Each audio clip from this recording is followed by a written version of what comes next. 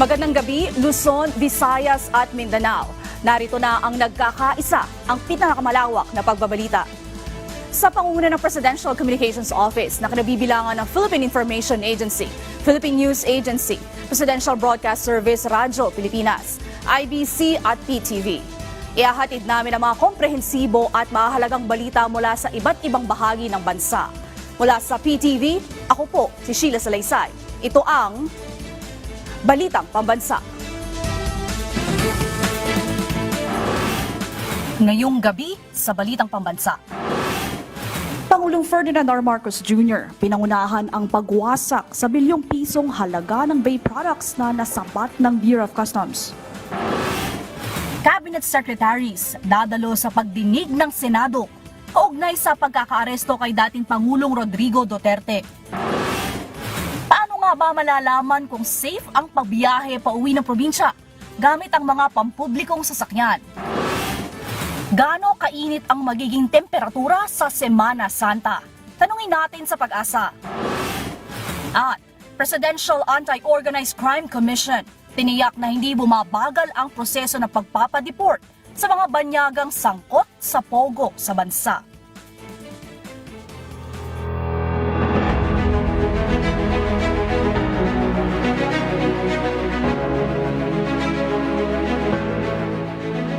Pinayuhan ni Pangulong Ferdinand R. Marcos Jr. ang mga general ng Philippine National Police na palaging pumanig sa tama at legal sa kanilang mga aksyon.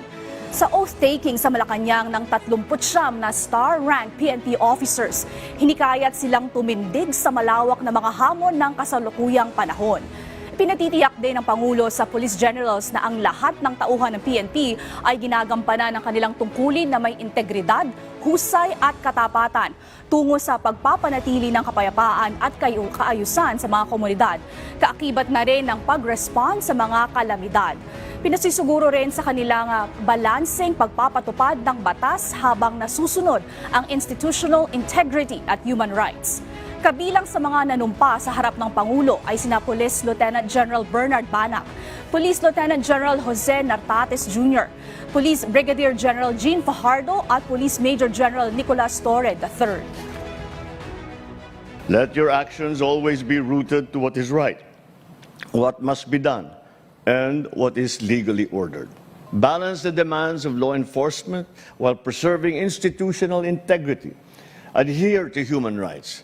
Have effective leadership to address multifaceted issues that surround our country today. Mismong si Pangulong Ferdinand R. Marcos Jr. ang nanguna sa pagwasak sa tinatayang 3 bilyong pisong halaga ng smuggled electronic cigarette. Ang detalye sa Balitang Pambansa ni Clazel Pardilla ng PTV Manila. 3.26 billion pesos. Pinagulungan ng pison at pinagdudurog ng Bureau of Customs ang halos 3 milyong pirasong illegal na vape at mga accessory na ito.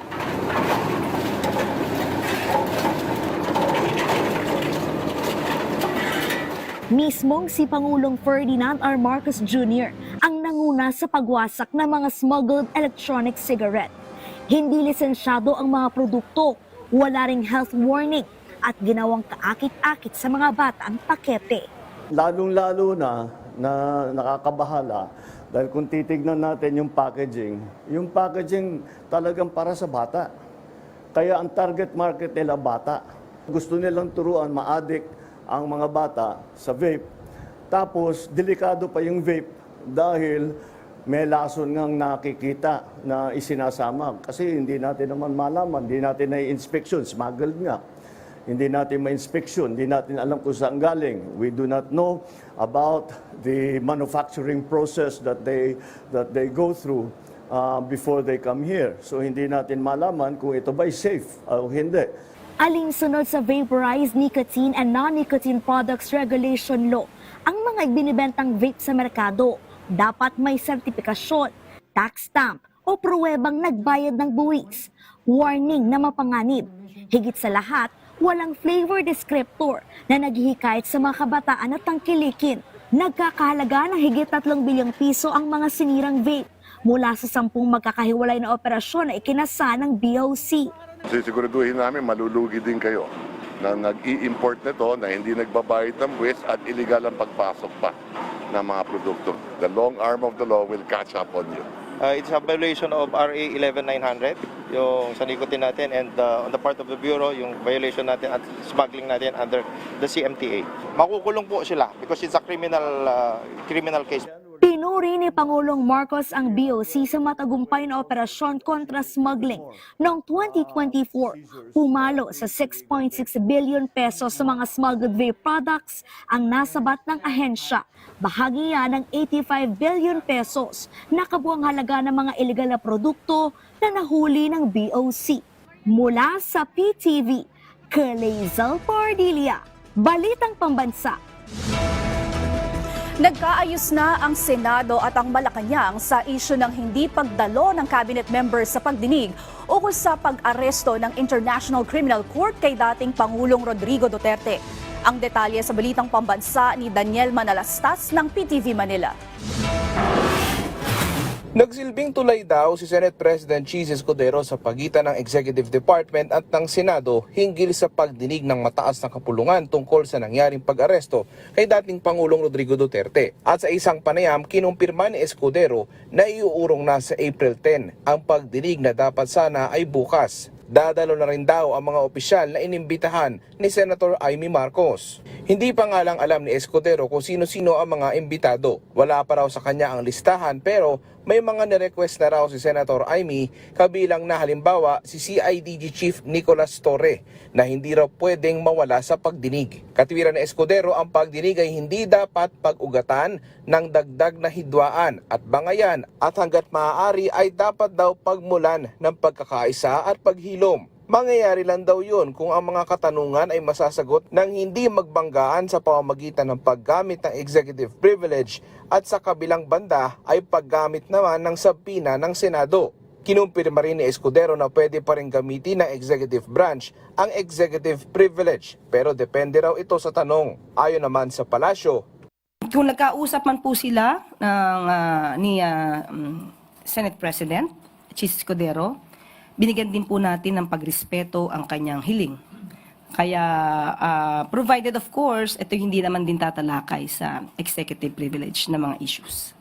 ayon sa Malacanang, inaasahan ang presensya ni Justice Secretary Jesus Crispin Remulla, Prosecutor General Richard Anthony Fadulion at Chief State Counsel Dennis Arvin Chan. Kabilang din sina Department of Foreign Affairs Secretary Enrique Manalo, Philippine Center on Transnational Crime Executive Director Alcantara, PNP General Romel Marbil at General Nicolas Torre. Kasama rin sina Department of Migrant Workers Secretary Hans Kakdak, Special Envoy Marcos Lacalinao at dalawa pang opisyal ng Securities and Exchange Commission. Mula sa PTV Manila, Daniel Manalastas, Balitang Pambansa.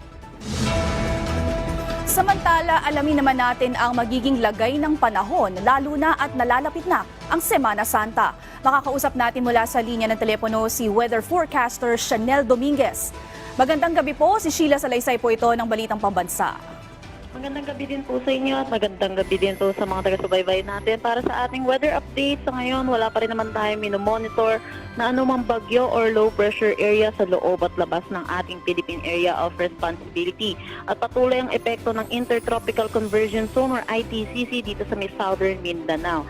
Naasahan po natin magdadala itong ITCZ ng maulap na papawirin na may mga kalat-kalat na pag-ulan dito sa Bangsamoro, Zamboanga Peninsula, Soc-Sargen, Lanao del Norte, Misamis Occidental at Palawan. Inaasahan naman natin dito sa Metro Manila and the rest of our country ang bahagya hanggang sa maulap na papawirin, pero asahan din po natin magiging mainit at malinsangan ang ating tanghali hanggang hapon na may mga tsansa po ng mga localized thunderstorm pagdating sa hapon at sa gabi, dulot po ito ng easterlies. Sa ngayon, wala pa rin naman tayo nakataas na anumang gale warning sa anumang seaboard ng ating bansa. Para naman sa ating heat index, ang pinakamataas po nating naitala ngayong araw ay 43 degrees Celsius at dito ay 46 degrees Celsius dito po ito sa Birac, Catanduanes. Bukas naman po, inaasahan natin dito sa Metro Manila ang ating heat index ay 39 to 41 degrees Celsius at ang possible na pinakamataas po nating maitala ay 44 degrees Celsius dito pa rin po sa Birac, Catanduanes. Yan po muna latest dito sa Pag-asa Weather Forecasting Center. Chanel Dominguez po, magandang gabi. Ms. Chanel, nabanggit Yes niyo po. po ang heat index. Next week naman po, ano po bang inaasahan nating pinakamataas na heat index? Yung next week po natin, hindi pa rin po natin sure yung exact number po na possible na heat index natin. Pero inaasahan po natin, kung magpapatuloy po itong easterlies, yung mainit at malinsangan na hangin na nanggagaling sa dagat Pasipiko, naasahan po natin mataas na heat index po ang aasahan natin para sa ating Holy Week. Ano naman po ang mga maipapayo nyo sa mga lalabas this week at sa mga susunod pang linggo, lalo na sa Semana Santa? Ayun po, magsuot po tayo ng mga light-colored na shirts and then iwasan na rin din po magbilad sa araw, lalo na po pag sa tanghali hanggang hapon at uminom po na maraming tubig. Maraming salamat po, Ms. Chanel Dominguez. Samantala, wala nang naitalang mataas na pagbuga ng abo ang bulkang Kanlaon sa nakalipas na magdamag. Gayunman, tuloy-tuloy ang degassing o pagbuga ng gas mula sa bulkan na may taas na hanggang 100 metro na kung minsan ay may kasamang abo. Umabot rin sa 1,419 tons ang ibinuga nitong asupre mula kahapon, habang 2 volcanic earthquake ang naitala sa nakalipas na 24 na oras. Patuloy rin ang pamamaga ng bulkan. Binigyan diin ng Presidential Anti-Organized Crime Commission o PAOK na hindi bumabagal ang proseso ng pagpapadeport sa mga banyagang sangkot sa pogo sa bansa. Sa panayam ng Radyo Pilipinas, sinabi ni Undersecretary Gilbert Cruz, ang Executive Director ng PAOK, na may mga dokumento lang na kailangang iproseso bago pabalikin sa kanilang mga bansa ang mga foreigner na nahuling sangkot sa pogo. Masusi aniyang tinitiyak ang pagkakakilanlan ng mga ito sa pagtutulungan ng National Bureau of Investigation, Bureau of Immigration at iba pang ahensya. Sa ngayon, ayon kay Undersecretary Cruz, nasa 1,000 ang mga banyagang ito na karamihan ay mga Chinese na sinundan ng Vietnamese at iba pang nationality. Alam nyo, ayaw po talaga natin magkaroon ng humanitarian crisis. Okay. Kasi pag sinabi nilang hindi natin tinatrato ng maayos yung mga huli po natin, baka magalit po yung mga international community. So tayo po ang nagpapakain nun, Sir Kiko. Pakain natin. Opo, pakain natin. Tapos yung tulugan po nila, tayo po yung nagpo-provide. Sila po ay pag nagkakasakit po sila, Sir Kiko, actually, nung nakaraang buwan lang po, nasa 400 po yung pinadala natin sa ospital. Nagkaroon po kasi ng parang hawahan na nangyari ron, yung parang ubo-ubo. So, umabot po ng 400 yung pinadala natin sa ospital nung nakaraang buwan po. Tingin ko hindi naman po, parang mali po yung sinabi nila na yun. Kasi natutuluganan po natin yung mga problema po natin dito. Like, po, yung pag-rise po ng kidnapping, nung yung mga torture na yan, saka scamming na yan. Yan ho, dala-dala ng pogo eh. Bayan, dyan lamang po kayo dahil magbabalik pa ang Balitang Pambansa.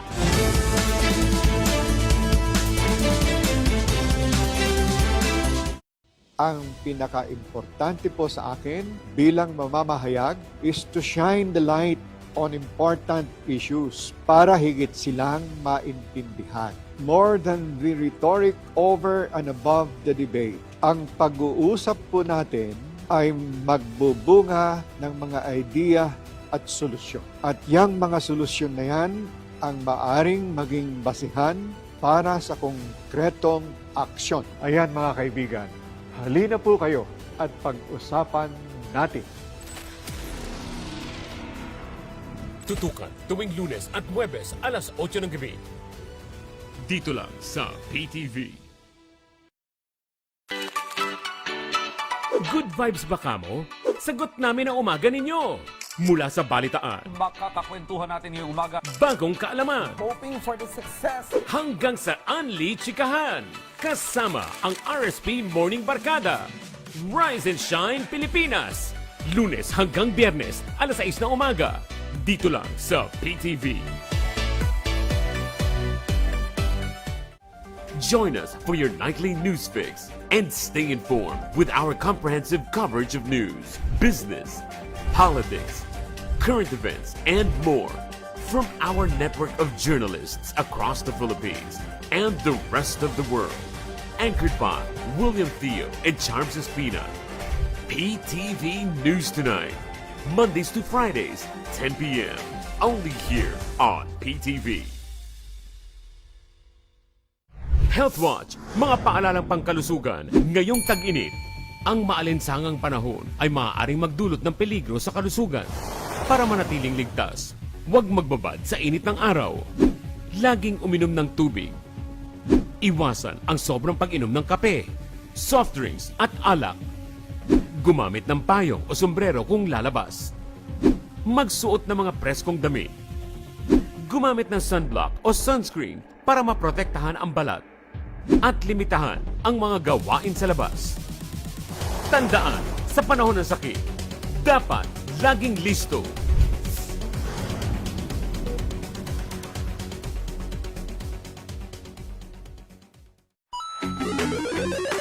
Is it a yes or a no?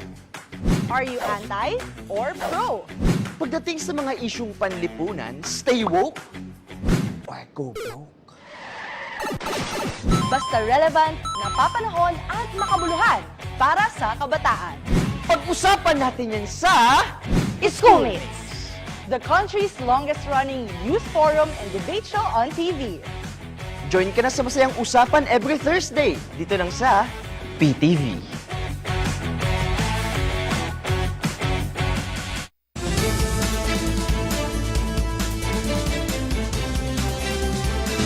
Samantala, kumustahin naman natin ang sitwasyon dyan sa PITX. Mahigit isang linggo bago ang Semana Santa. Ang detalye sa Balitang Pambansa ni Isaiah Mirafuentes ng PTV Manila Live. Isaiah? Sheila, mahigit sa 2 milyong pasahero ang inaasang papasok dito pa sa Parañaque Integrated Terminal Exchange ngayong panahon ng Quaresma. 25 taon ng driver si Mang Salvador. Tinagal-tagal niyang nagmamaneho. Alam niya na mabigat ang kanyang responsibilidad. 2 beses kada araw nagmamaneho siya ng bus patungong Lipa, Batangas. At sinusiguro niya na nakakondisyon ang kanyang sarili. Ako po sadyang hindi na rin nagiinom. Bali, pagka ganun pong sir, natutulog muna ako bago mag-drive. And then, lagi kumbaga bukas ang isip pagka magmamaneho. Kasi sa pagdadrive po namin ng bus, sir, hindi lang yung sarili namin yung inaalaga namin, pati yung pasahero, buhay ng konduktor. Marami na naman sa ating mga kababayan ang uuwi sa kanilang mga probinsya. At ang PITX ang terminal ng bus na dinadagsa tuwing sasapit ang Semana Santa. May biyahe rito pa norte hanggang sa Mindanao. Pinakamalayo ay ang papuntang Davao. Simula sa Miyerkules, inaasang maghigpit ang seguridad ang PITX. Makikipagtulungan ang PITX sa DOTR, LTFRB, LTO, MMDA at PNP para sa mas maayos na operasyon ng terminal. Pero paano nga ba malalaman kung ligtas ang bus na iyong sasakyan? Una, ang mga driver ay dapat nasa maayos na kondisyon. Alinsunod dito, magsasagawa ng random drug testing ang PITX. Kailangan hindi rin lasing o nakainom ang bus driver. Pangalawa, siguraduhin may fire extinguisher sa lahat ng bus. Pangatlo, hindi kalbo ang gulong. Pang-apat, walang basag ang windshield at epektibong wiper. Pang-lima, komportable dapat na makaupo sa mga upuan. Pang-anim, gumagana dapat ang mga busina. Panghuli, required din ng mga driver at konduktor na i-check ang kanilang makina kada araw. Ayon sa PITX, palagyan silang magsasagawa ng safety check sa mga bus maging sa driver at konduktor nito. Sa mga pasahero, beforehand, check nyo na sa mga bus companies. Pwede nyong i-message yung official Facebook page natin. Marami namang sumasagot dyan, yung CSR natin or yung customer service representatives.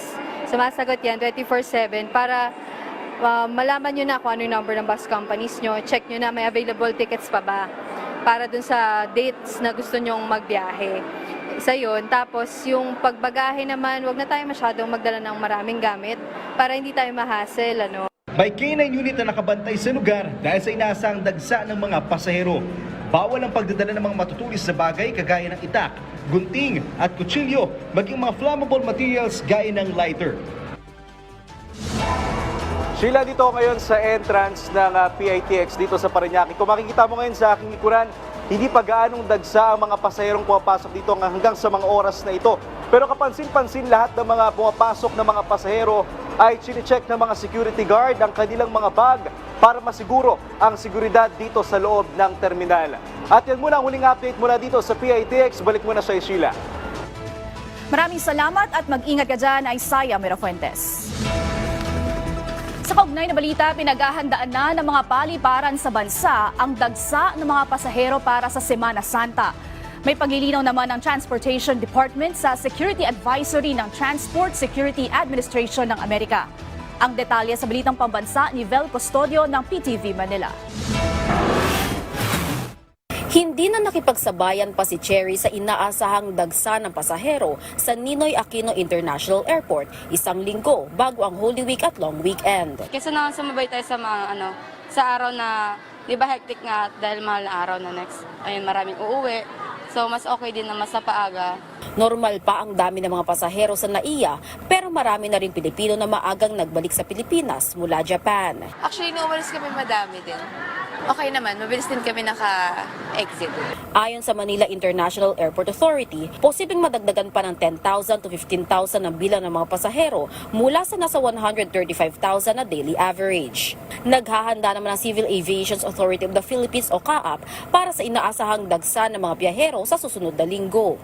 Yearly po meron tayong tinatawag na Oakland biyaheng ayos, Semana Santa to. So 1 month na preparation ang ginagawa natin dito at lahat ng ating mga area center managers doon sa 44 airports are naka-in place lahat yung kanilang preparations doon sa mga 44 commercial airports. Nakakalat na rin ang mga pulis sa paligid ng airport bilang paghahanda sa dami ng pasahero.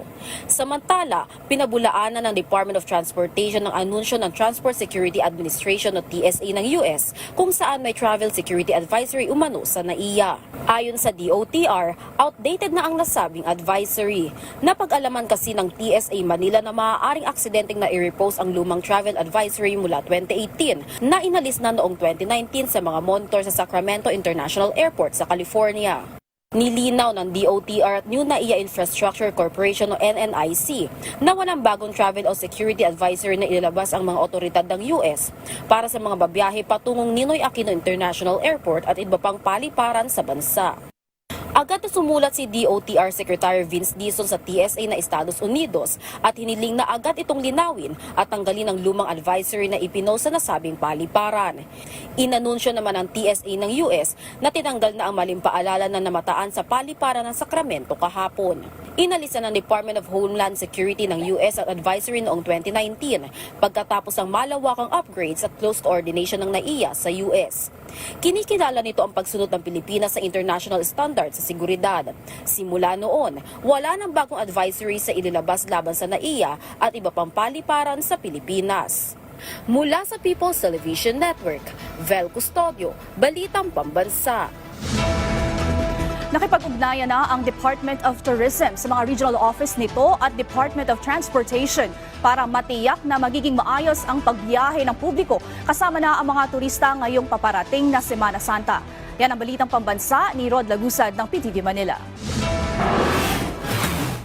Nakipag-ugnayan ng Department of Tourism sa mga regional office nito para siguruhin na magiging maayos ang pagbiyahe ng mga turista ngayong darating na Holy Week, habang nakipag-ugnayan na rin ng DOT sa Department of Transportation para sa inaasahang pagdagsa ng mga biyahero.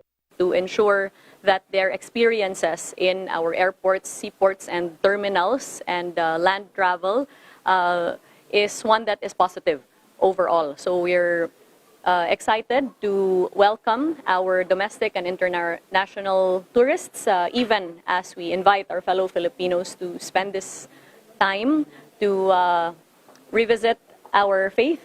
Pero bago ang Holy Week, lumagda ang DOT at DTI sa isang Memorandum of Understanding para magkaroon ng convergence o magsama ang kanilang mga programa para tulungan ang micro, small and medium enterprises o MSMEs. Kasama rito ang pagkakaroon ng access ng MSME sa tourism industry sa loan sa Small Business Corporation o SB Corp. Ayon kay Trade and Industry Secretary Cristina Aldaquer Roque, malaking bilang ng MSME sa bansa ay nasa sektor ng turismo.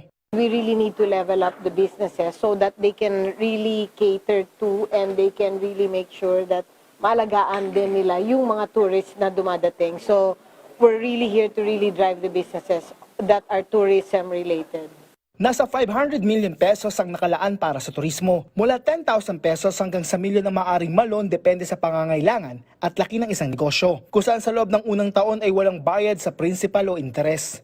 Ayon kay Prasco, binigyan din ng Bangko Sentral ng Pilipinas na ang naging performance ng sektor ng turismo sa nakaraang 15 taon ay maituturing na milestone. Ito ay matapos magkapagtala ng net trade surplus kasunod ng mataas na international tourism spending sa bansa. Kasabay pa nito ang inaasahang implementasyon ng VAT refund para sa mga foreign tourists. When the tourists come in and the businesses are really thriving, it will also give a good image to the Philippines. They can showcase now more products kasi meron na silang puhunan. And they can also have better service kasi pwede na sila mag-employ ng mas maraming tao. So napaka-importante ang financing talaga. Inaasahan ng DOT na dahil sa MOU, gaganda pa ang tourism development programs gaya ng Philippine Experience Program. Mula sa PTV Manila, Rod Lagusad, Balitang Pambansa. Marami ng bus operators ang kumuha ng special permits mula sa LTFRB para palawakin ang ruta ng kanilang public utility buses ngayong Semana Santa. Layunin ng mga permit na ito na mas maraming ma-accommodate na pasaherong uuwi sa mga probinsya. Bukod dito, may iwasan din ang mga kolorum na bus na lalagpas sa regular na ruta. Magkakaroon din ng LTFRB personnel sa terminals para tumulong sa koordinasyon at agad na marespondihan ang mga reklamo ng pasahero. Kasabay nito, nagsasagawa na ng inspeksyon ang ahensya sa mga bus terminals at driver, katuwang ang LGUs upang matiyak ang ligtas at maayos na biyahe. Yung mga surprise inspection sa mga terminal, ayan, may gagawin din, no? In coordination with other government agencies, saka yung pong mga sa driver po, no? Hindi lang inspection sa unit, kung hindi sisiguraduhin din na ang ating pong mga driver ay handa at nasa A1 ang kanila pong pagmamaneho para sa kaligtasan at convenience po ng ating pong mananakay.